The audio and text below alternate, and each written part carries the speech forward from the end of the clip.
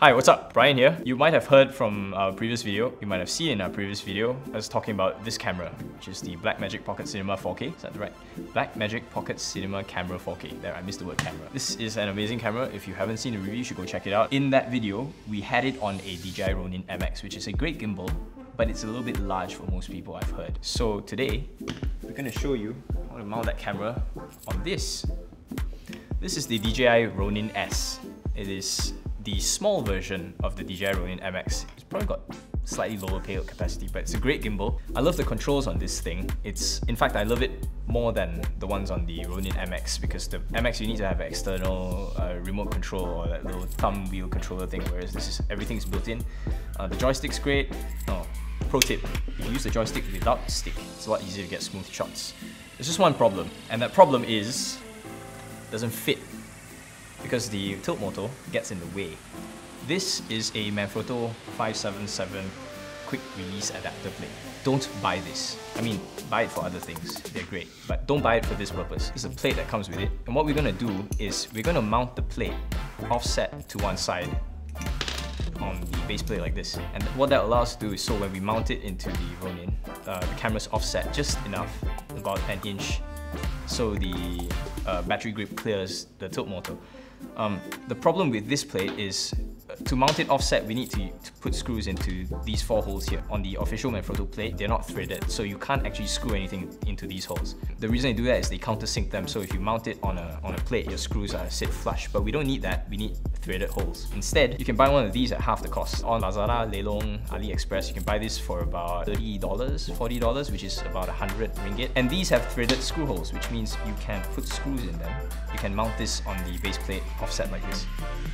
What I would suggest you do is you get one of these plates. It'll come with a base plate.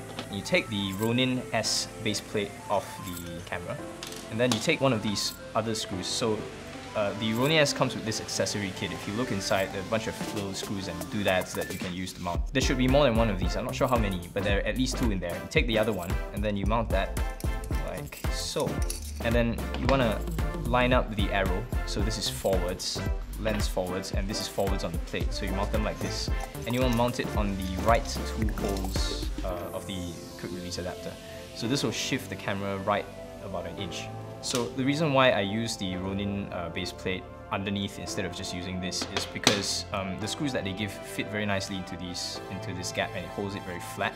Also, there are these markings here which make balancing a lot easier. And you take this new base plate, you put it on here. So you mount the base plate on the camera, and then take this offset plate and you put that in this way. And now you can mount your camera freely on this plate. And this will allow you to easily slide the camera backwards and forwards to get proper tilt balance. I'm going to balance this now. There